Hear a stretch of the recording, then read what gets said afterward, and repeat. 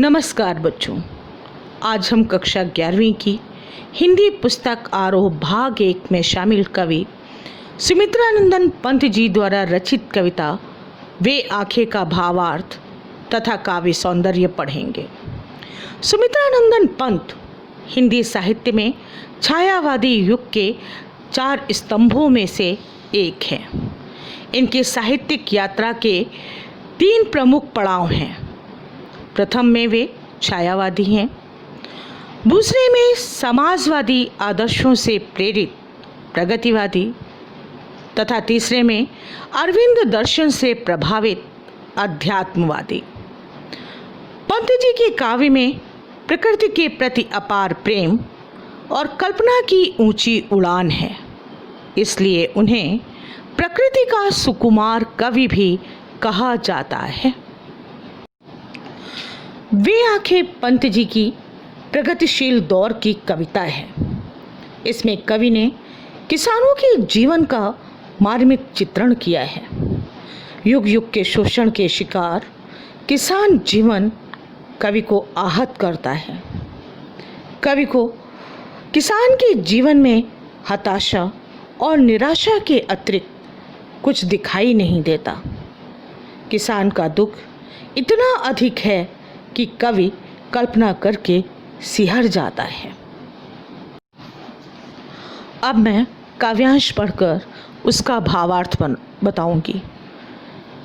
अंधकार की गुहा सरीखी उन आँखों से डरता है मन, भरा दूर तक उनमें दारुण दैन्य दुख का नीरव रोदन।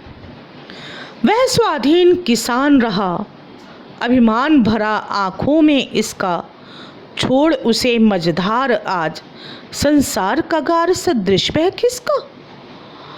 अब इसमें सबसे पहले शब्दार्थ देख लीजिए। गुहा का अर्थ है गुफा, सरीखी का समान, दारुण अत्यधिक वेदना, दैन्य दीनता, नीरव शांत, रोदन रोना, स्वाधीन स्वतंत्र, मंझधार बीच में, कगार किनारा, सदृश समान। प्रस्तुत काव्यांश में कवि किसानों की दुर्दशा का मार्मिक चित्रण करते हुए कहता है कि किसानों की जैसी दुर्दशा स्वतंत्रता से पूर्व थी, वैसी ही स्वतंत्रता के बाद भी है। कवि कहता है, अंधकार की गुहा सरीखी अर्थात जो किसान की आँखें हैं वो दीनता से भरी अंधेरी गुफा के समान लगती हैं। गुहा का अर्थ है गुफा और सरीखी का अर्थ है समान। उन आँखों से डरता है मन, जैसे अंधेरी गुफा के भीतर झांकने में डर लगता है, वैसे ही किसान की दीनतापूर्ण आँखों से कवि डरता है। भरा दूर से उनमें दारुण कि कवि कहता है कि जो किसान की आँखें हैं उनमें अत्यधिक वेदना, दारुण का अर्थ है अत्यधिक वेदना, तो किसान की आँखों में अत्यधिक वेदना, दैन्य अर्थात दीनता और दुख जो है वो भरा हुआ है। साथ ही साथ इसमें नीरव रोदन अर्थात मौन रुदन भी भरा हुआ है। आगे देखिए। वह स्वाधीन किसान रहा, अभिमान भरा आँखों में इसका, छोड़ उसे मझधार आज संसार का गार सदृश वह किसका। कवि कहता है कि आज स्वतंत्र भारत में किसान भी स्वतंत्र हो गया था। अभिमान भरा आँखों में इसका, इस बात का गर्व उसकी आँखों में झलकता था। छोड़ उसे मझधार आज संसार कगार सदृश वह किसका। मझधार का अर्थ होता है बीच में, कगार का अर्थ होता है किनारा। कवि कहता है कि आज संसार जो है वो किसान को मझधार अर्थात बीच में छोड़कर किनारे की ओर खिसक गया, अर्थात शासक वर्ग ने उसे दुखों के सागर में ढकेल दिया। अब इस काव्यांश का काव्य सौंदर्य देखिए। इस काव्यांश में किसान की उपेक्षा का मार्मिक चित्रण किया गया है। अंधकार की गुहा सरीखी में उपमा अलंकार है। दारुण दैन्य दुख में अनुप्रास अलंकार है। कगार सदृश में उपमा अलंकार है। भाषा में लाक्षणिकता है। संस्कृत निष्ठ खड़ी बोली का प्रयोग किया गया है। आगे का काव्यांश देखते हैं। लहराते हुए खेत दृगों में हुआ बेदखल वह अब जिनसे, हंसती थी उसके जीवन की हरियाली जिनके त्रिन त्रिन से, आँखों ही में घूमा करता वह उसकी आँखों का तारा, कारकुनों की लाठी से जो गया जवानी ही में मारा। सबसे पहले शब्दार्थ। दृग आँख, बेदखल अधिकार से वंचित, त्रिन तिनका, आँखों का तारा बहुत प्यारा, कारकुन जमींदार के कारिंदे। अब पहले की 4 पंक्तियां देखिए। लहराते हुए खेत दृगों में हुआ बेदखल वह अब जिनसे, हंसती थी उसके जीवन की हरियाली जिनके त्रिन त्रिन से। यहाँ पे कवि पंत जी कहते हैं कि किसान अपने अतीत को याद करता है। दृग अर्थात आँखों में उसकी आँखों के समक्ष लहलहाते हुए खेत नजर आते हैं, जबकि अब इन खेतों से उसे बेदखल कर दिया गया है, अर्थात जमींदार ने उसकी जमीन हड़प ली है। हंसती थी उसके जीवन की हरियाली जिनके त्रिन त्रिन में।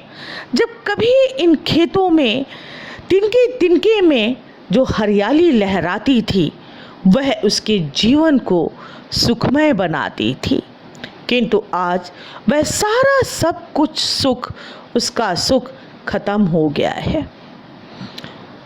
आगे की पंक्तियां देखिए। आँखों ही में घूमा करता वह उसकी आँखों का तारा, कारकुनों की लाठी से जो गया जवानी ही में मारा। किसान का एक बेटा था, आँखों का तारा यानी वह बेटा उसको बहुत ही प्यारा था, जो उसके बुढ़ापे का सहारा था, पर जमींदार के कारिंदों ने उसे मार दिया। कारकुनों की लाठी से जो गया जवानी ही में मारा, यानी जमींदार के कारिंदों ने उसे उसकी युवावस्था में ही मार दिया। अब किसान की जिंदगी में अंधेरा ही अंधेरा हो गया। पुत्र के साथ साथ उसकी सारी आशाएं भी समाप्त हो गईं। अब इस काव्यांश का काव्य सौंदर्य देखिए। इस काव्यांश में जमींदार के अत्याचारों का वर्णन है। लहराते खेत और जमींदारों के लाठी से मारे जाने में दृश्य बिंब साकार हो उठा है। त्रिन त्रिन में पुनरुक्ति प्रकाश अलंकार है। आँखों ही में घूमा करता तथा आँखों का तारा मुहावरों का सटीक प्रयोग किया गया है। भाषा संस्कृत निष्ठ खड़ी बोली है। आगे का काव्यांश देखिए। बिका दिया घर द्वार, महाजन ने ना ब्याज की कौड़ी छोड़ी, रह रहे आँखों में चुपती वह, कुर्क हुई बरधों की जोड़ी, उजरी उसके सिवा किसे कब, पास दुहाने आने देती, आह आँखों में नाचा करती, उजड़ गई जो सुख की खेती। अब इस काव्यांश के सबसे पहले शब्दार्थ देखिए। कौड़ी का अर्थ है एक पैसा, कुर्क नीलाम, बरधों की जोड़ी बैलों की जोड़ी, उजरी उजली, सिवा बिना, दुहाने दूध दूहने के लिए, आह आह आँखों में नाचना, बार बार सामने आना। कवि किसान की दुर्दशा का वर्णन करते हुए कहता है कि बिका दिया घर द्वार, महाजन ने ना ब्याज की कौड़ी छोड़ी, कि जो किसान हमेशा महाजन के कर्ज में ही डूबा रहा। भारत चाहे आज़ाद हो या गुलाम, महाजन ने अपना पैसा वसूलने के लिए किसान का घर द्वार सब कुछ नीलाम कर दिया और उसके पास में और एक भी पाई उसके पास में नहीं छोड़ी। रह रहे आँखों में चुभती वह कुर्क हुई बर्दों की जोड़ी। आगे कवि कहते हैं कि उसके पास एक बहुत सुंदर बैलों की जोड़ी थी। उसे भी देखते देखते महाजन ने नीलाम करवा दिया, जो किसान को बहुत प्रिय थी और बार बार वह जोड़ी उसकी आँखों में चुभती रहती है, अर्थात बार बार वह जोड़ी उसे याद आती रहती है। उजरी उसके सिवा किसे कब पास दुहाने आने देती, आँखों में नाचा करती, उजड़ गई जो सुख की खेती। किसान के पास एक दुधारू गाय उजली थी, जिसे वे बहुत प्यार से उजरी कहता था। वह उसके सिवाय किसी और को अपने पास दूध दूहने के लिए नहीं आने देती थी, पर मजबूरी वश किसान को उसे भी बेचना पड़ा। आँखों में नाचा करती, उजड़ गई जो सुख की खेती। इन सब बातों को याद करके किसान बहुत परेशान होता है और ये सारे दृश्य उसकी आँखों के सामने नाचते हैं। उसकी सुख भरी खेती उजड़ चुकी है, अतः वह निराश और हताश है। इस काव्यांश का सौंदर्य देखिए। किसान पर महाजनों के अत्याचारों का सजीव वर्णन है। घर द्वार की कौड़ी ने नाव किसे कब अनुप्रास अलंकार का प्रयोग है। रह रह में पुनरुक्ति प्रकाश अलंकार है। आँखों में चुभना, आँखों में नाचना मुहावरे का प्रयोग है। भाषा सरल प्रवाहपूर्ण है। प्रश्न शैली का प्रयोग है।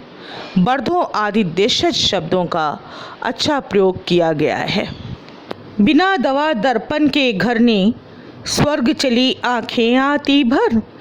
देख रेख के बिना दुधमुही, बिटिया 2 दिन बाद गई मर। घर में विधवा रही पतोहू, लक्ष्मी थी यद्यपि पति घातिन। पकड़ मंगाया कोतवाल ने, डूब कुएं में मरी एक दिन। शब्दार्थ देखिए। दवा दर्पण यानी दवा आदि, घरनी पत्नी, स्वर्ग, दुधमुही नन्ही, पतोहू पुत्रवधू, लक्ष्मी घातिन मारने वाली। बिना दवा दर्पण के घरनी, स्वर्ग चली आंखें आती भर। किसान की पारिवारिक स्थिति का वर्णन करते हुए कवि कहता है, उसकी पत्नी दवा दारू के अभाव में मर गई। उसके पास साधनों की इतनी कमी थी कि वह उसका इलाज भी नहीं करा सका। यह सोच करके उसकी आंखें भर आती हैं। देख रेख के बिना दुधमुही, बिटिया 2 दिन बाद गई मर। पत्नी की मृत्यु के बाद उस पर आश्रित किसान की दुधमुही बच्ची यानी जो छोटी बच्ची थी, वो भी 2 दिन बाद मर गई। घर में विधवा रही पतोहू, लक्ष्मी थी यद्यपि पति घातिन। किसान का बेटा, पत्नी व बेटी तीनों ही मृत्यु को प्राप्त हो चुके थे। अब किसान के घर में केवल पुत्रवधू थी और उस पर भी पति की हत्या का आरोप लगाया गया था। एक समय था जब वह लक्ष्मी का रूप थी, लेकिन आज उस पर पति को मारने का आरोप लगाया जा रहा था। पकड़ मंगाया कोतवाल ने, डूब कुएं में मरी एक दिन। और एक दिन उसे कोतवाल ने कोतवाली में पकड़कर मंगवा लिया और वह इस अपमान को सहन नहीं कर पाई और कुएं में डूबकर अपने प्राण दे दिए। किसान का सब कुछ लुट गया था। वो बहुत अकेला रह गया था। उसके दुखों का कोई भी अंत नहीं था। इस काव्यांश में कवि ने किसान की गरीबी, शोषण व लाचारी का वर्णन किया है। आंखें भर आना मुहावरे का प्रयोग है। घरनी, स्वर्ग, लक्ष्मी तद्भव शब्द हैं। दवा, दर्पण, 2 दिन अनुप्रास अलंकार का प्रयोग है। सरल सहज खड़ी बोली का प्रयोग है। इस काव्यांश में करुण रस परिलक्षित होता है। अब अंतिम काव्यांश देखिए। खैर पैर की जूती जोरू, ना सही एक दूसरी आती। पर जवान लड़के की सुधकर, सांप लौटते फटती छाती। पिछले सुख की स्मृति आँखों में, क्षण भर एक चमक है लाती। तुरंत शून्य में गड़ वह चितवन, तीखी नोक सदृश बन जाती। शब्दार्थ: पैर की जूती उपेक्षित, जोरू पत्नी, सुध कर याद करना, सांप लौटते अत्यधिक व्याकुल होना, फटती छाती बहुत दुख होना, स्मृति याद, चमक लाना खुशी लाना, चितवन दृष्टि, शून्य आकाश, सदृश समान। खैर पैर की जूती जोरू, ना सही एक दूसरी आती। पर जवान लड़के की सुध कर, सांप लौटते फटती छाती। इस काव्यांश में किसान की नारी के प्रति संकुचित तथा रूढ़िवादी सोच उजागर की गई है। किसान अपनी पत्नी की मृत्यु पर विशेष दुखी नहीं होता, वह उसे पैर की जूती के समान समझता है। यदि एक नहीं रहती तो दूसरी से विवाह करके लाया जा सकता है। पर जवान लड़के की सुधकर, सांप लौटते फटती छाती। परंतु उसे अपने जवान बेटे की याद आने पर बहुत कष्ट होता है। उसकी छाती पर सांप लौट जाते हैं तथा छाती फटने लगती है, अर्थात उसको बेटे का दुख असहनीय हो जाता है। पिछले सुख की स्मृति आँखों में, क्षण भर एक चमक है लाती। तुरंत शून्य में गड़ वह चितवन, तीखी नोक सदृश बन जाती। किसान जब पिछले सुखों को याद करता है तो उसकी आंखों में एक क्षण के लिए प्रसन्नता की चमक आ जाती है, परंतु अगले ही क्षण जब वह सच्चाई के धरातल पर सोचता है, वर्तमान में झांकता है, तो उसकी नज़र शून्य में अटक कर गड़ जाती है।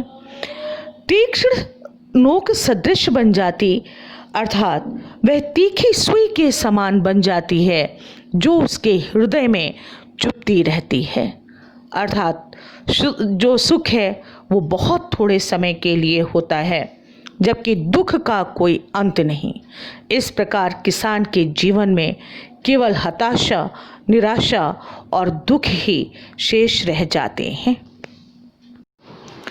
अब इस काव्यांश का काव्य सौंदर्य देखिए। ना सही एक दूसरी आती कहकर नारी के प्रति संकुचित तथा रूढ़िवादी सोच प्रकट की गई है। सांप लौटना, छाती फटना, पैर की जूती आदि मुहावरों का प्रयोग किया गया है। तीखी नोक सदृश बन जाती में उपमा अलंकार है। स्मृति बिंब का प्रयोग है। भाषा सरल व सहज खड़ी बोली है।